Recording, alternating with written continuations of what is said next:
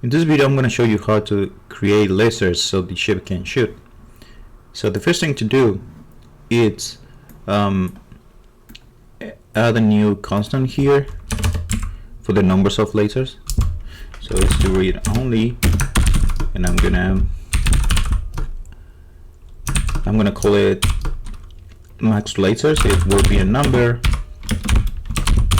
and the ship can only shoot 5 lasers at a time, or there will be only 5 lasers in the screen at the same moment, right? I'm gonna use an object pool. I'm gonna explain that a little bit in a moment. But the first thing to do here is I need to create the lasers, which are also meshes, and I need to create a function to set all the lasers. I'll go to the end here, and I'm gonna create a function set lasers, and I need to create a material like we did with the stars. It's pretty much the same thing.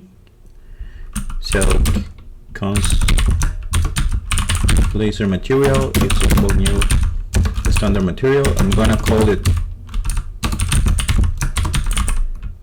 laser material, and I'm gonna add this scene, and the laser material will have an emissive color again because the laser emits its own light, and it will be a new color tree, but this time it will be red color, so the laser will be red.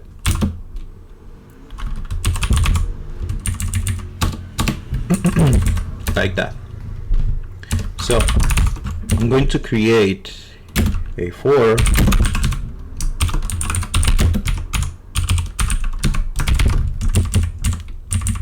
and my idea is up to my ideas is less than the this max lasers, yeah, and I'm gonna start creating the lasers here. So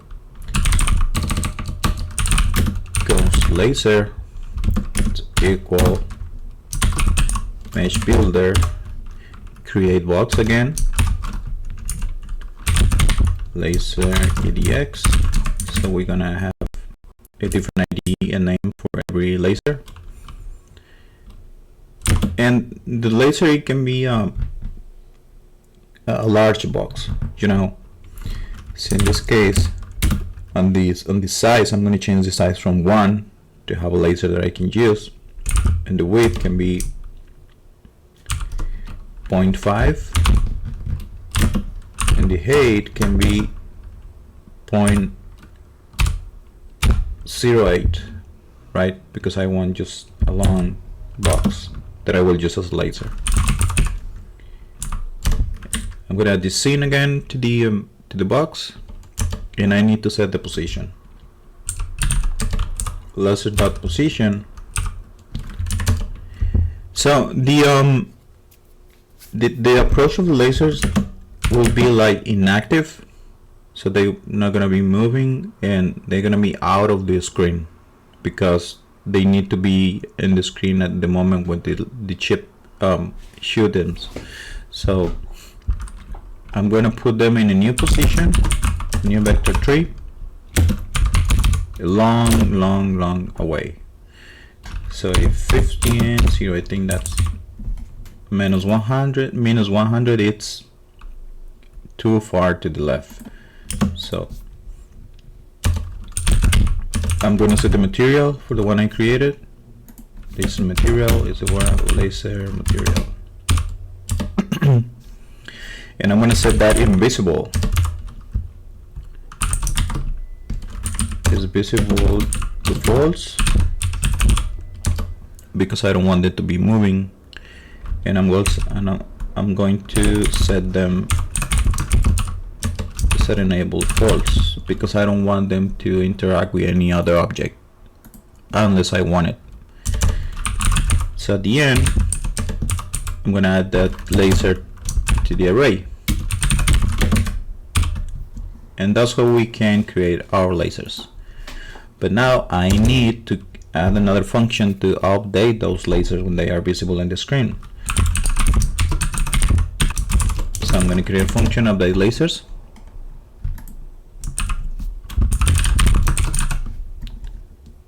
And again, I'm going to get this 4. I'm going to paste that here. And I'm going to check if the laser in that position is visible. If a laser is visible, then I'm going to start moving that. And I'm going to move that from the left to the right because they are going to the right. So the cons laser,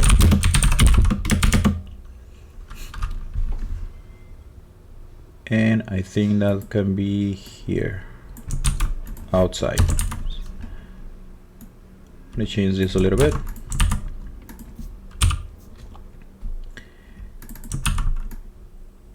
And if the laser is visible, then I'm gonna start moving that in the X 0.1. I think that's enough. But I need to check the position at the end. So if the laser position in this axis is greater than this camera position X plus 8, so if the laser goes beyond the camera port view, then I'm gonna make that invisible. So laser is visible, it will be false, right? If not,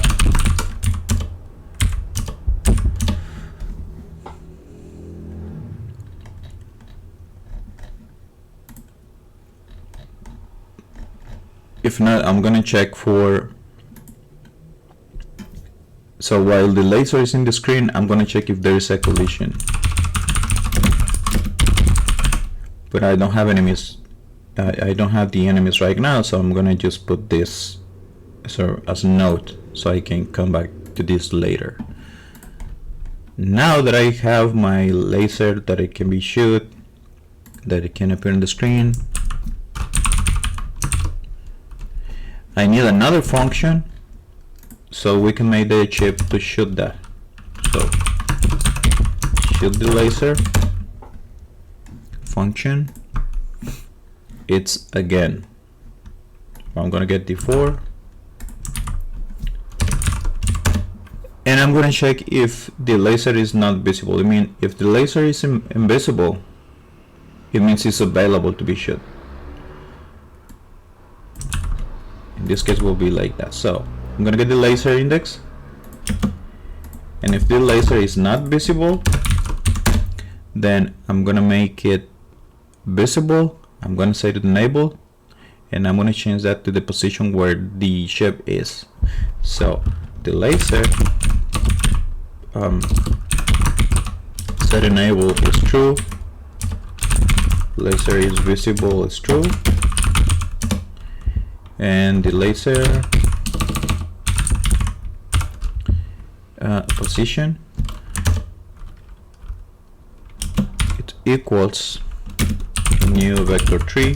So the position of the laser every time I shoot that, it will be almost the same as the ship, right? So I'm gonna use this ship that X and not X, set position X, right? And I'm gonna call this, and I'm gonna set the Y position, the Y axis value, and 0, because I just want that to move in the X and Y axis, not in the Z axis. So with this, if the laser is available, I'm going to enable it, I'm going to set it visible, and I'm going to change it to the position where the chip is.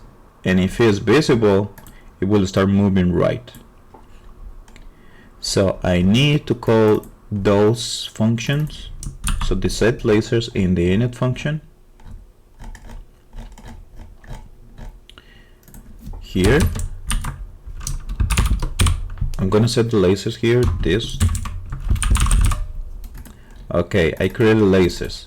How can I move them in the update? So here in the update, right? So this update lasers,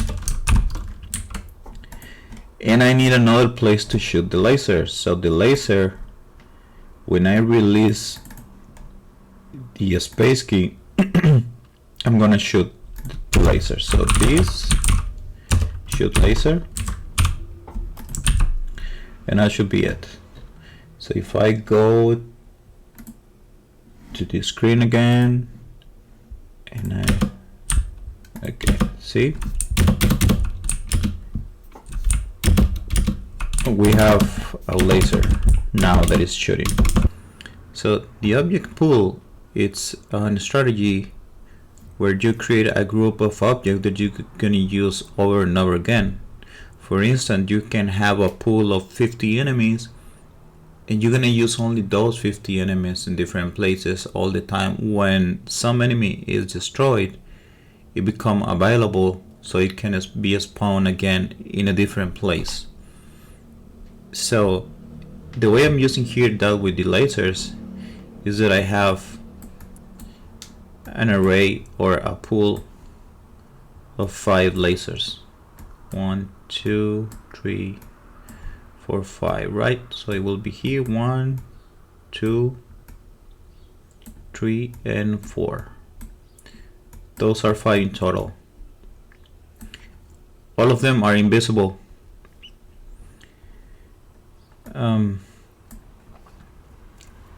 Which means they are available, right? If they are invisible, they are available.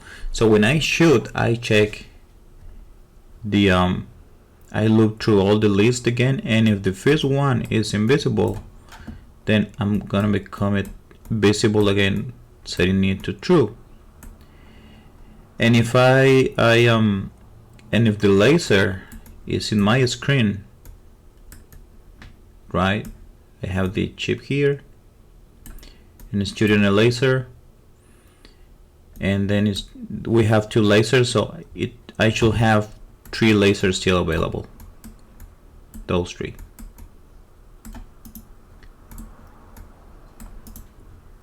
Right? So when the laser reach the end, then we check if this is beyond the purview of the and then it becomes invisible again, which means that it becomes available. And when it reaches this part of the screen, then it's invisible, ready to be called. So we're gonna spawn the 5 lasers I have since I create them. That way we're gonna prevent the overloading of creating and destroying objects every time. Some engines like GameMaker, they have an instance create and instance destroy. You can create instance and destroy every time. So I'm not doing that here because I'm just gonna use the same 5 lasers the whole game. So I'm gonna do the same strategy with the enemies. They will be like 15 enemies or any, but this is the main purpose of that. So this is the object pool strategy. It works like that. So it's not complicated, but you need to disable when you're not using an enemy or an object. You need to disable, and you need to check on the list which one is available, and then use that one, break the loop so you can use that. And that's what I was doing here with the lasers. Actually, this is about the object pooling. Hey, thanks for watching, and if you have any suggestion or comment, just put it below. Thank you.